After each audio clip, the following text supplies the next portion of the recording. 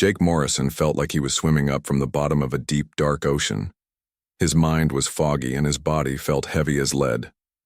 Slowly, very slowly, he became aware of light pressing against his closed eyelids. The light was wrong somehow. It wasn't the harsh white of Earth's medical bays or the warm yellow of sunlight. This light had a strange blue-green tint that made his skin crawl even before he opened his eyes. When Jake finally managed to crack his eyes open, he immediately knew he wasn't on any human ship. The walls around him pulsed with soft, living light that moved in patterns like waves on water. The ceiling was too high and curved in ways that hurt his head to look at. Everything was smooth and organic, like being inside some giant sea creature. Jake tried to sit up, but his muscles wouldn't obey him properly. His arms felt like rubber and his legs were completely numb. Panic started to build in his chest as memories came flooding back. He remembered the mission, the Deep Space Patrol near Proxima Centauri. He remembered Captain Bennett ordering the ship to investigate a strange energy reading. Then there had been that terrible bright flash and the feeling of falling through empty space. Easy, human. Do not try to move too quickly. Your body has been asleep for a very long time. The voice came from somewhere to his left. Jake turned his head, which took much more effort than it should have, and saw something that made his heart stop. A tall figure stood beside his bed, but it definitely wasn't human. The being had smooth blue skin that shimmered like oil on water. It had 4 arms instead of 2, and its face was longer and thinner than any human face. Most disturbing of all were its eyes. They were completely black, like looking into deep space. "What are you?" Jake managed to whisper. His voice sounded rough and strange in his own ears. "I am Supervisor HFY of the Galactic Preservation Council," the alien said. Its mouth didn't move much when it spoke, and Jake realized the words were coming from a small device attached to its chest. "And you are Lieutenant Commander Jake Morrison of the Earth vessel New Horizon. You have been in suspended animation for 21 years, 4 months, and 16 days. Jake's mind reeled. 21 years, that was impossible. It felt like the mission had happened yesterday. He remembered everything clearly. The crew briefing, Bennett's nervous laugh when they detected the energy field, the way Engineer Rivera had joked about finding little green men. "That's impossible," Jake said, struggling to sit up. This time, HFY helped him with 2 of its 4 arms. The alien's touch was surprisingly gentle. "We were only supposed to be gone for 6 months. My wife, my daughter. They'll think I'm dead." HFY's black eyes seemed to soften slightly. "I am afraid the situation is much more complicated than you realize, human. Your species has experienced significant changes during your absence. You've slept for over 20 years, human. Be careful. The galaxy is not the same place it was when you lost consciousness." Jake looked around the strange room again. Now he could see control panels with symbols that looked nothing like human writing. Strange tubes filled with glowing liquid ran along the walls like veins. Everything was alien, but somehow it all worked together in a way that was almost beautiful. "Where am I?" Jake asked. "What happened to my ship? What happened to my crew?" "You are aboard the medical station Sanctuary, in orbit around what you call Jupiter," HFY explained. "Your ship encountered a defensive energy field that our people placed around dangerous areas of space. The field was designed to disable any vessel that approached without proper authorization. Your crew survived, but your ship was badly damaged." Jake felt a wave of relief wash over him. His crew was alive. That was something, at least.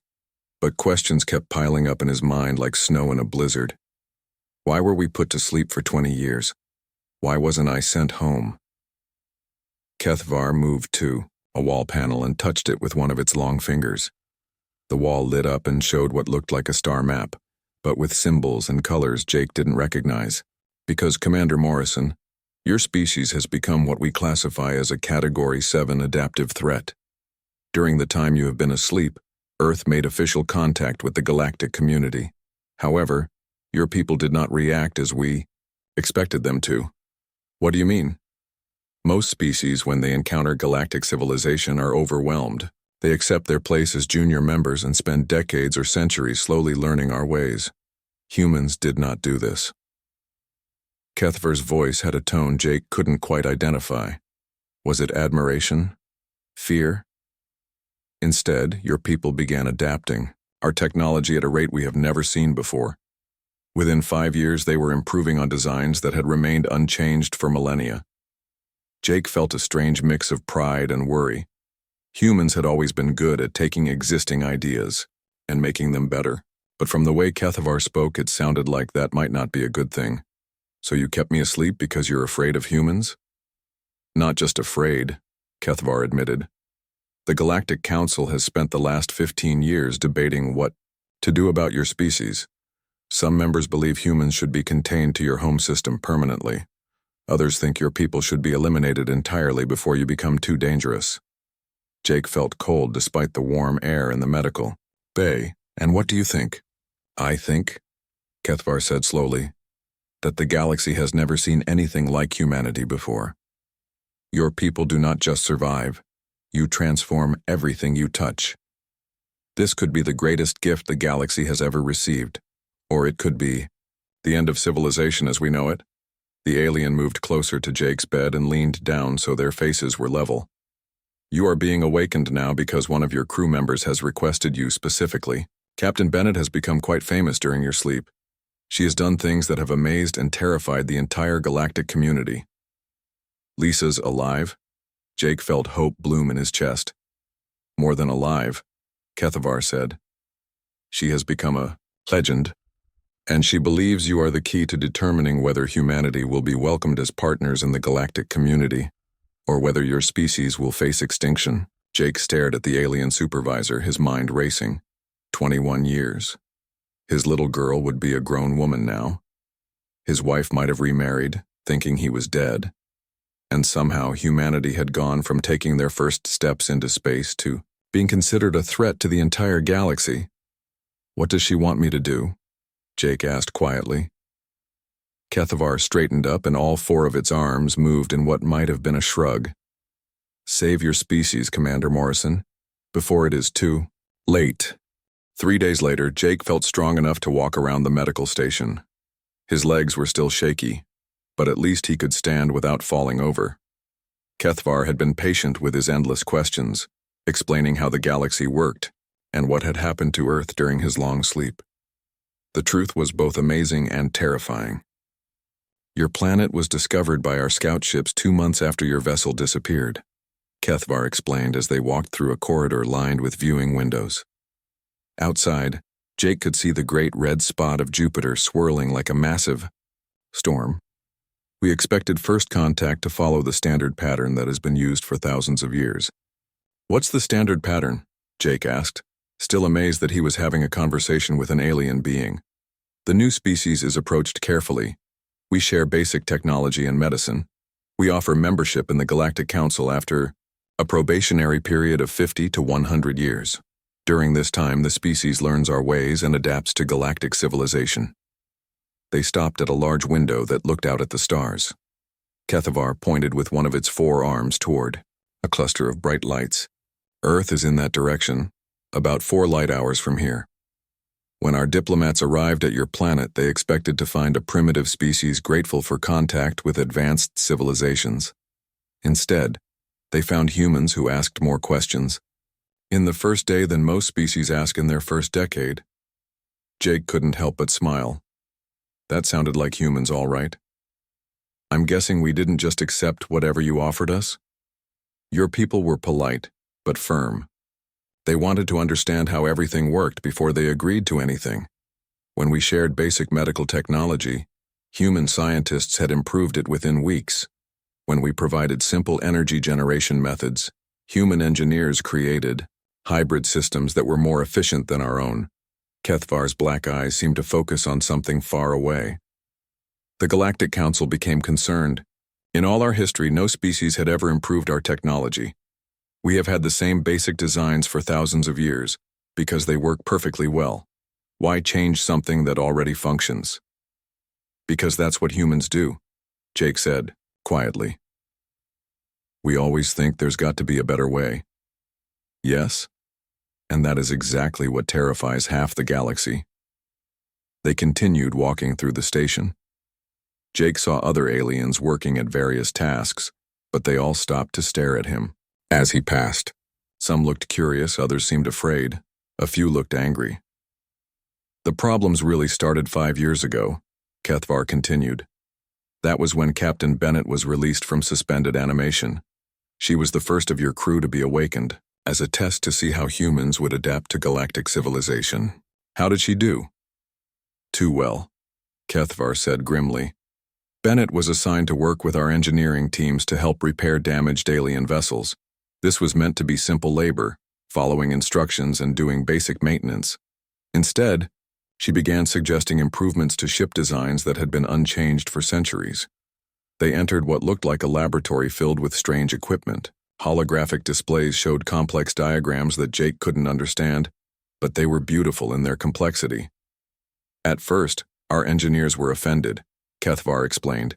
How could this primitive human suggest changes to technology that had been perfected long before her species had even invented writing? But Bennett was persistent. She convinced one engineer to try a small modification to an engine design. And it worked. It worked better than anyone expected. The engine was 20% more efficient and lasted twice as long. Word spread quickly through the engineering community. Soon, beings from across the galaxy were requesting Bennett's input on their projects. Jake felt proud of his old communications officer, but he could also see why this might be a problem. The other species didn't like being shown up by a human. Some didn't, but others became very interested in human capabilities. Your Captain Bennett became the most sought-after engineer in 3 star systems. She was invited to work on projects involving the most advanced technology in the galaxy. Kethvar activated one of the holographic displays and Jake saw what looked like a ship blueprint. But this vessel was unlike anything he had ever seen. It was sleek and powerful, with design elements that seemed to blend multiple different technologies. This is the Harmony. Bennett designed it herself, working with engineers from 12 different species. It is the fastest, most efficient vessel ever built. It can travel between star systems in half the time of our previous best ships. Jake stared at the design in amazement. Lisa did this? She did more than that. 3 years ago, Bennett proposed something that shook the very foundations of galactic society. She suggested that instead of each species working separately on their own projects, all 47 member species should share their knowledge completely. She called it the Integration Protocol. That sounds reasonable. To humans, perhaps, but you must understand, Commander Morrison, that most galactic species are very protective of their technological advantages. The Kronar Empire has built their power on superior weapons technology. The Zendai maintain control of several systems because of their advanced medical knowledge. The idea of sharing everything equally was revolutionary. They moved to another display that showed what looked like a map of the galaxy. Different colored areas showed the territories of various alien species. The Integration Protocol created a divide in the Galactic Council. Kethvar continued. Progressive species like my own people and the Zendai supported the idea. Conservative species like the Kronar and the Vorthon Collective opposed it strongly.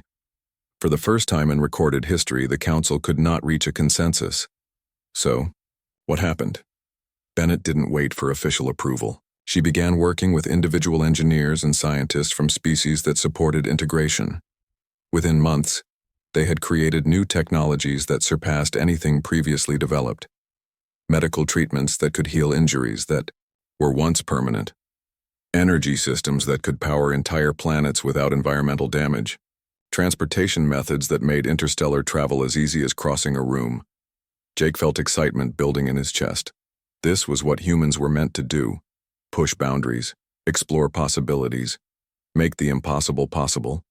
But not everyone was happy about these advances, Kethvar said, and Jake heard warning in the alien's voice.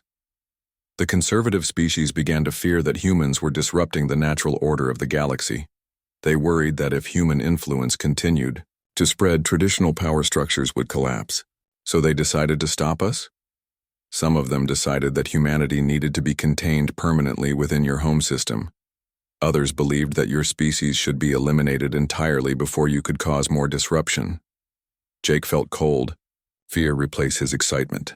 Eliminated? You mean genocide? Yes. A faction led by the Kronar Empire has been arguing for 3 years that humans represent an existential threat to galactic stability. They claim that if humanity continues to advance at its current rate, you will eventually dominate all other species. That's insane. We just want to learn and explore and make things better. I know that, you know that. Even Captain Bennett knows that. But fear is a powerful force, Commander Morrison. And right now, fear of humanity is spreading through the galaxy like a disease. Kethavar led Jake to a final viewing window that looked out toward the distant stars where Earth waited. The Galactic Council will vote in 30 days on what to do about your species. If the conservative faction wins, a Kronar fleet will be dispatched to your home system with orders to ensure that humanity never again poses a threat to galactic peace. Jake stared out at the stars, thinking about his wife, his daughter, and the billions of other humans who had no idea their entire species was about to be judged by aliens. Why are you telling me this? Why wake me up now? Because Captain Bennett believes there is still hope.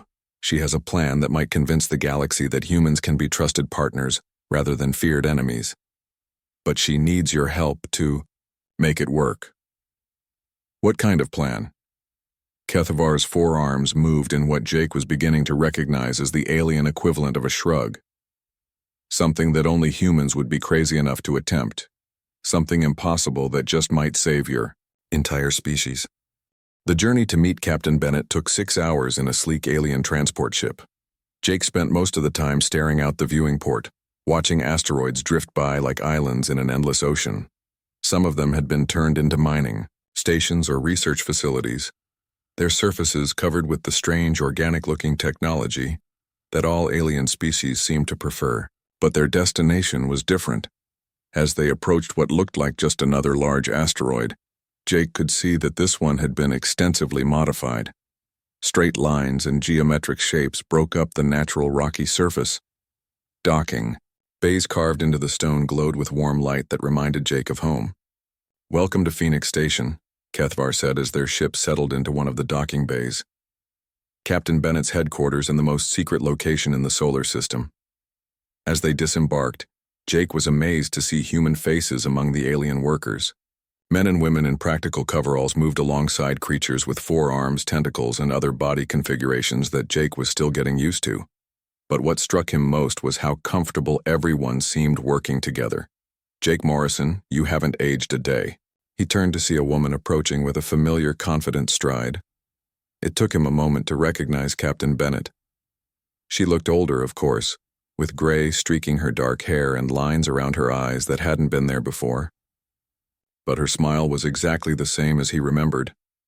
"Lisa," Jake said, and found himself grinning despite everything.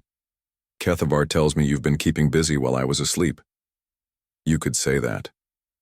Bennett gestured around the bustling docking bay. "Come on, let me show you what we've built here." As they walked through the station, Bennett explained what Jake was seeing. The asteroid had been completely hollowed out and turned into a massive research and development facility.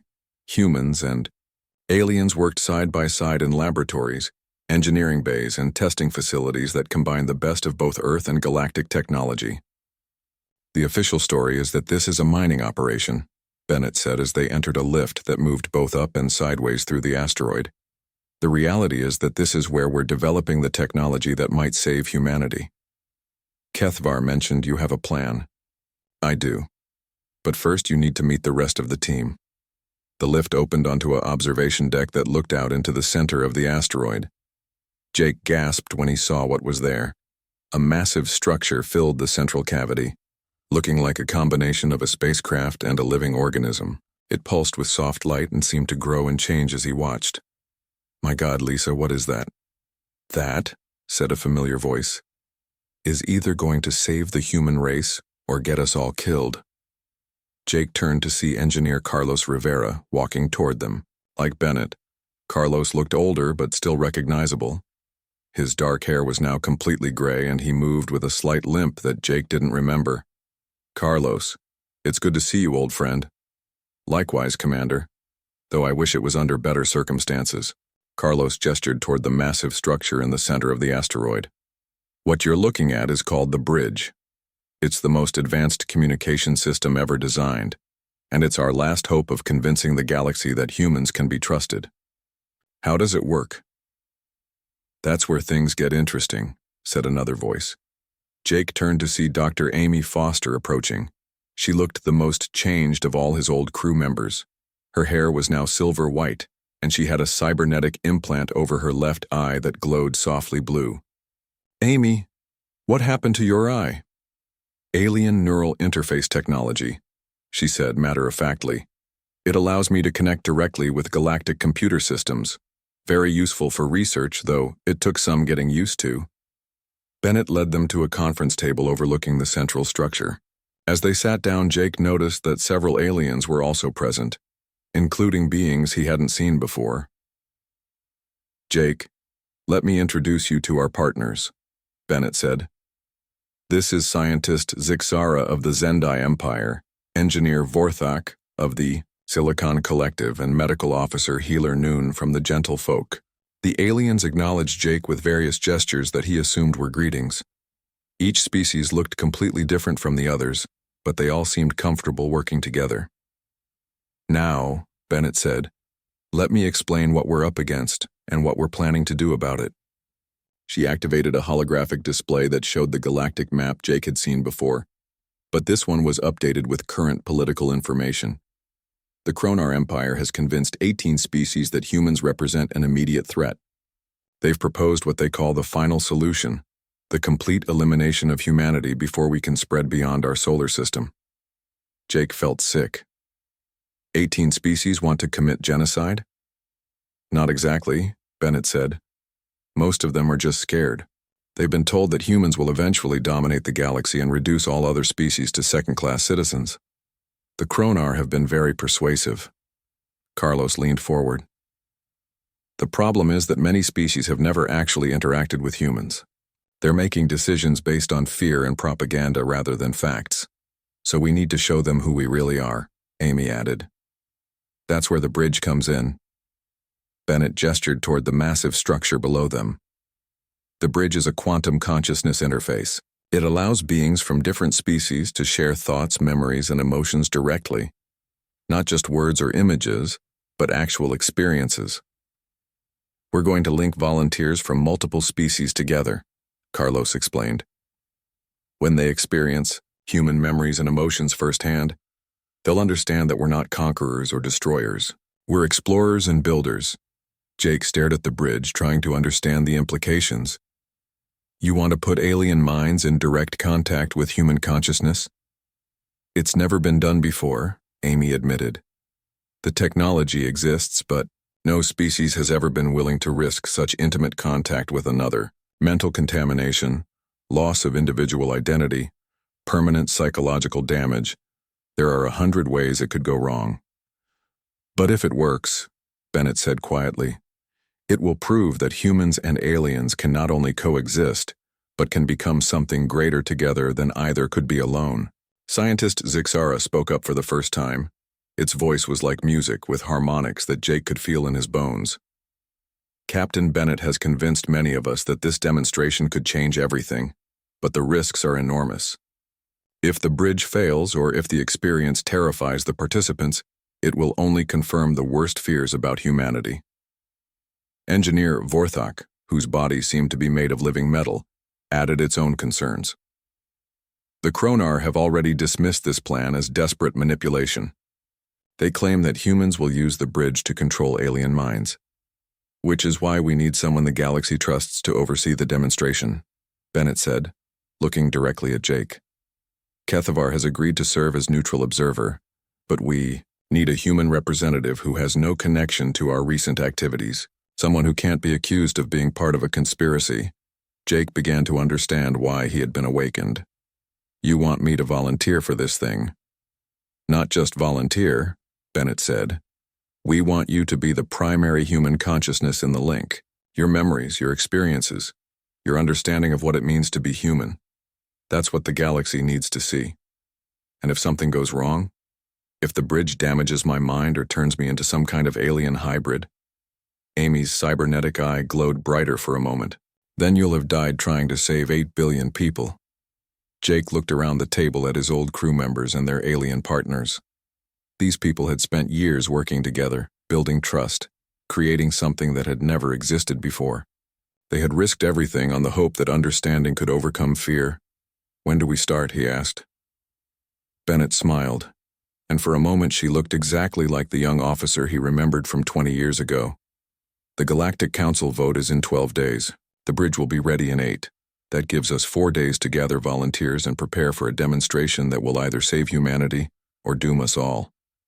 Jake stood up and walked to the observation window, looking down at the massive structure that represented humanity's last hope. The bridge pulsed with light, almost as if it were alive and waiting for its chance to change the galaxy forever. "Lisa," he said without turning around, "I hope you're right about this, because if you're wrong, we're about to give our enemies the perfect excuse to wipe us out." "I know," Bennett replied softly. "But that's what makes us human, Jake. We always bet everything on hope." The next 8 days passed in a blur of preparation and testing. Jake spent most of his time in the medical bay, where Dr. Foster and her alien colleagues prepared his mind for the bridge interface. The process involved surgical implants similar to Amy's cybernetic eye, but much more extensive. "The neural pathways have to be perfect," Amy explained as she worked on the tiny devices that would connect Jake's brain to the bridge. "One wrong connection, and your consciousness could be lost permanently in the quantum field." Jake tried not to think about that possibility. Instead, he focused on the volunteers who had agreed to participate in the demonstration. Representatives from 12 different species had arrived at Phoenix Station, despite the enormous risks involved. There was Commander Thekmul from the Kronar Empire itself, a massive warrior whose people wanted humanity destroyed. The fact that he had volunteered shocked everyone, including his own government. When asked why he was risking his life for the demonstration, Thekmul had simply said, "I must know the truth before I help destroy an entire species." From the peaceful Zendai came Elder Centaura, whose people believed strongly in the bridge project but wanted to experience human consciousness before committing their entire civilization to cooperation. The crystalline beings of the Silicon Collective had sent Architect Prismka, while the aquatic deep ones were represented by current singer Abystel. Each species brought their own concerns and fears. The insectoid hive mind worried that human individuality would contaminate their collective consciousness. The energy beings called the Bright Souls feared that human emotions would burn out their delicate thought patterns. The plant-like grove tenders were concerned that human aggression would poison their peaceful nature. "They're all terrified," Bennett admitted to Jake on the evening before the demonstration. They stood together on the observation deck, watching technicians make final adjustments to the bridge. "But they're brave enough to try anyway. That has to count for something." "What if it doesn't work, Lisa? What if we just prove that humans and aliens can't truly understand each other?" "Then we'll have tried everything we could," she replied. "And maybe that will be enough to convince some species that we're worth keeping around." The morning of the demonstration, Jake woke to find Phoenix Station buzzing with activity. Ships from across the galaxy had arrived to observe the event. The Galactic Council had agreed to broadcast the bridge demonstration to all member worlds, making it the most watched event in galactic history. Jake made his way to the bridge chamber, where the massive structure had been modified with connection points for 13 different physiologies. Each volunteer would be linked to the quantum network while maintaining their own physical form and basic identity. The idea was to share experiences and emotions without completely merging minds. "Are you ready, Commander Morrison?" Kethvar asked as Jake approached his connection station. The alien supervisor looked more nervous than Jake had ever seen him. "As ready as anyone can be for something that's never been attempted before," Jake replied. One by one, the volunteers took their positions. Each species required different connection methods. The Kronar warrior Thekmul had massive cables attached to ports in his skull. Elder Centaura of the Zendai floated in a tank of specialized liquid that conducted thoughts. The Silicon Collective's Architect Prismka simply placed its crystalline form against a resonance chamber, beginning quantum field initialization Amy announced from the control booth. The bridge began to glow brighter, and Jake felt a strange tingling sensation where the neural interfaces connected to his skull. All participants, prepare for consciousness link in 10 seconds, Amy called out. Remember, stay calm, and let the experiences flow naturally. Do not try to control or direct the connection. Jake closed his eyes and tried to relax. Around him he could hear the various breathing patterns, electromagnetic hums, and other life signs of his alien partners. In a few moments, they would all be sharing the same mental space. Bridge activation in 3, 2, 1, now. The world exploded into sensation. Jake felt his consciousness expand beyond his physical body, and suddenly he was everywhere at once. He could sense the other minds in the network, alien thought patterns so different from his own that they were like music played in impossible keys. But then something wonderful happened. Instead of being overwhelmed by the differences, Jake found himself appreciating them. Thecamul's warrior mind was disciplined and honorable in ways that Jake had never imagined. Centaura's consciousness flowed like poetry, finding beauty in concepts that had no words. Prismka thought in geometric, patterns that were somehow more precise than mathematics, and they were experiencing him in return. Jake felt their amazement as they encountered human curiosity for the first time, the driving need to understand how things worked and how they could be improved. They experienced human hope, that stubborn refusal to accept that problems couldn't be solved. They felt human love, the fierce protective instinct that would drive a person to sacrifice everything for family and friends. Fascinating, he heard Thecamul's voice, but it came from inside his own mind.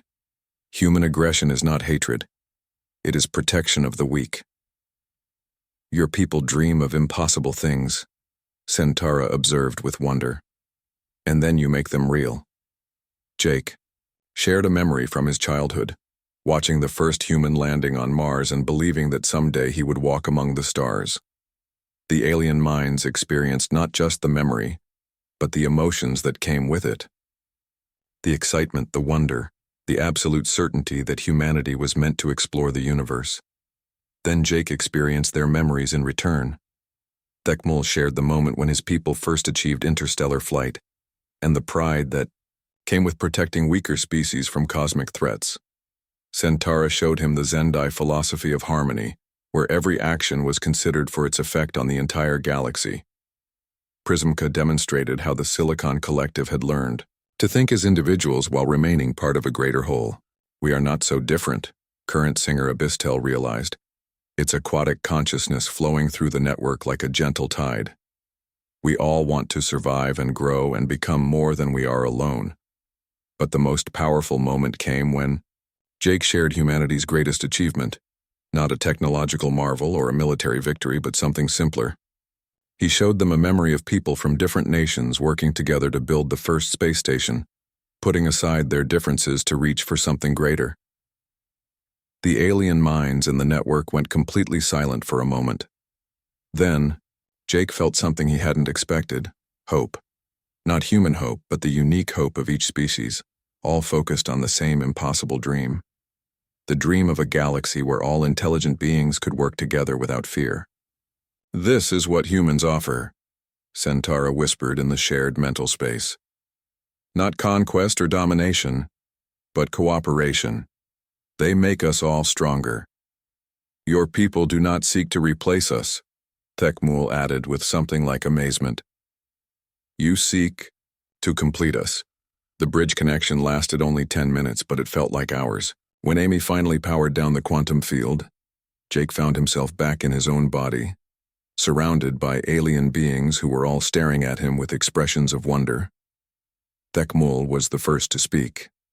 The massive Kronar warrior approached Jake and performed what looked like a formal salute. I came here believing humans were a threat to be eliminated, he said in his deep, rumbling voice. I leave knowing that humans are partners to be treasured. I will carry this truth back to my people. One by one, the other volunteers expressed similar sentiments. They had experienced humanity not as conquerors or destroyers, but as dreamers, and builders who wanted to share their achievements with the galaxy. The broadcast reached every member world, Kethvar announced as reports came in from across the galaxy. The response is unlike anything in galactic history. Species that have never spoken to each other are requesting joint research projects. The hive mind wants to study human individuality. The bright souls are asking about human art and music. Jake sat down heavily, exhausted by the experience but filled with hope. So it worked? Bennett smiled and put her hand on his shoulder. Jake, you didn't just save humanity. You've started something that will change the entire galaxy. For the first time in recorded history, all 47 species are excited about the future instead of afraid of it. Through the observation windows, Jake could see ships from dozens of different species gathering around Phoenix Station. They weren't coming as enemies or judges anymore. They were coming as partners, ready to work together on projects that none of them could accomplish alone. What happens now? Jake asked. Now, Bennett said, we find out what the galaxy can become when 47 different species stop competing and start cooperating. And knowing humans will probably surprise everyone with what we accomplish together. 6 months after the bridge demonstration, Jake stood on the observation deck of the newest ship in the galactic fleet. The vessel beneath his feet was unlike anything that had ever been built before. It combined the best technologies from all 47 member species, guided by human innovation and alien expertise working together. The ship was called Unity, and it represented everything the galaxy had become since that day at Phoenix Station. Its hull was grown using Zendai bioengineering techniques powered by Chronar fusion cores and controlled by Silicon Collective quantum computers. But the overall design was purely human, sleek, efficient, and built for exploration rather than war. Hard to believe this is the same galaxy that wanted to wipe us out, Carlos said, joining Jake at the window. The engineer looked happier than Jake had seen him in years. Carlos now led a team of researchers from 12 different species, working on projects that would have been impossible for any single civilization to accomplish. The council vote wasn't even close, Amy added, walking up with a tablet full of reports. 46 species voted to grant humanity full membership. Only the Vorthan Collective abstained, and even they're reconsidering. Jake looked out at the busy space around them. The Jupiter system had been transformed into the galaxy's new hub of innovation. Stations and shipyards filled the orbital space around the giant planet, each one a joint project between multiple species. Where once there had been empty space, now there was a thriving community of beings working together toward common goals. Any word from Earth? Jake asked. Your planet is doing well, Bennett said, approaching the group with Kethvar beside her. The integration process has been smoother than anyone expected. Turns out that when you offer people the chance to work with aliens instead of being conquered by them, they're pretty enthusiastic about the whole thing. Jake smiled, thinking about the messages he'd received from his family. His daughter was now a grown woman with children of her own, but she'd welcomed him back with the same love he remembered. His wife had remarried, but she'd been happy to see him alive and well. The 20-year gap in his life was still painful, but the knowledge that his sacrifice had helped save humanity made it easier to bear. Commander Morrison, Kethvar said, we've received a message from the Galactic Council. They're requesting your presence at the official ceremony. What ceremony? The one where they formally apologized to humanity for considering genocide, Amy said with a grin. Apparently, the bridge demonstration has convinced them that first contact protocols need to be completely rewritten. Jake shook his head in amazement. I still can't believe how quickly everything changed. That's the thing about humans, Bennett said. Once we show people a better way, they usually want to try it. The bridge demonstration didn't just prove that humans aren't dangerous. It proved that cooperation works better than competition. They were interrupted by an announcement over the ship's communication system. All personnel to stations. Unity is cleared for departure to the Galactic Core. Jake felt excitement building in his chest. This would be humanity's first official mission as a full member of the galactic community. Unity would carry a team of researchers and diplomats to establish humanity's first embassy at the galactic capital. Nervous? Bennett asked as they made their way to the bridge. Excited, Jake replied. For the first time in human history, we're not exploring alone. We have partners, allies, friends from across the galaxy. Whatever we find out there, we'll face it together. The Bridge of Unity was as impressive as the rest of the ship. Instead of a single command station, it had workstations designed for multiple species. Humans sat alongside Kronar warriors, Zendai philosophers, and Silicon collective architects. The crew complement included beings from 23 different worlds, all working together under human command. Captain Morrison, the navigation officer, called out. Jake still wasn't completely used to his promotion, but he was learning to accept the responsibility that came with representing humanity to the galaxy. All systems are green. We're ready for departure. Take us out, Jake ordered. Unity's engines came online with a sound like singing crystal. The ship moved away from Phoenix Station with the smooth grace of a living creature, accelerating toward the stars with technology that no single species could have developed alone.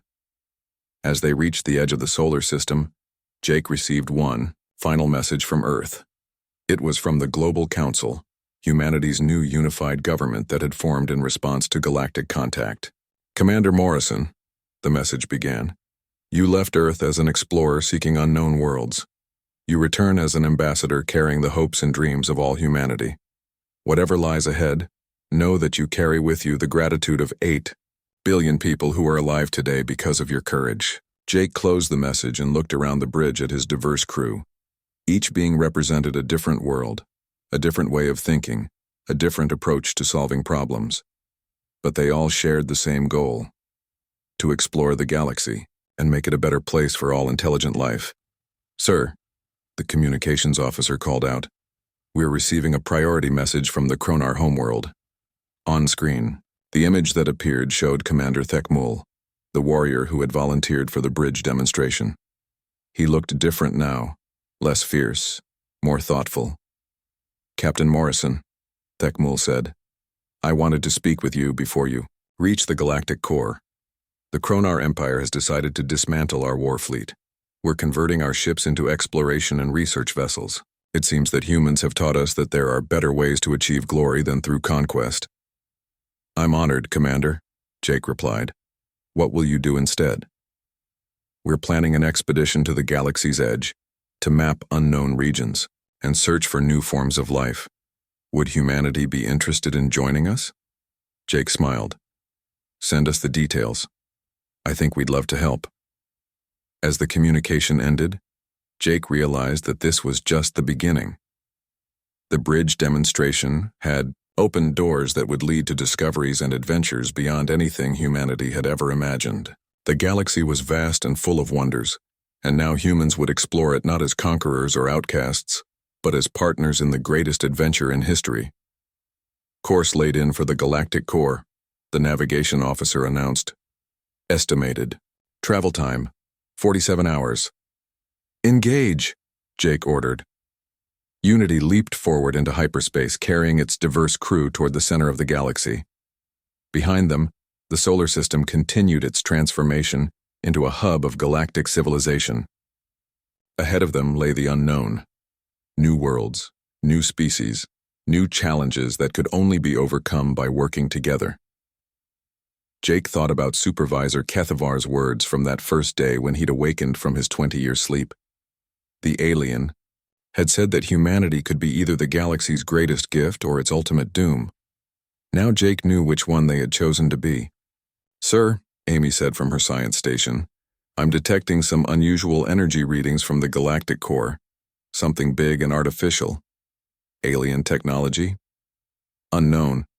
But whatever it is, it's been waiting there for a very long time. Jake felt the familiar thrill of discovery, but this time it was multiplied by the knowledge that he wouldn't be facing the unknown alone. Whatever mysteries waited at the galaxy's heart, humanity and its 46 partner species would unravel them together. Well, he said to his diverse crew, looks like our first mission just got interesting. Are you all ready to make some history? The response came from 23 different species in dozens of different languages, but the meaning was universal. They were ready for anything the galaxy could throw at them, as long as they faced it together. Unity raced through hyperspace toward the galactic core, carrying the dreams and hopes of 47 civilizations into the unknown. The human era in galactic history had begun, and it would be an era of cooperation, exploration, and endless possibility. The galaxy would never be the same again. And that was exactly what humanity had always been meant to do: change everything for the better, one impossible dream at a time.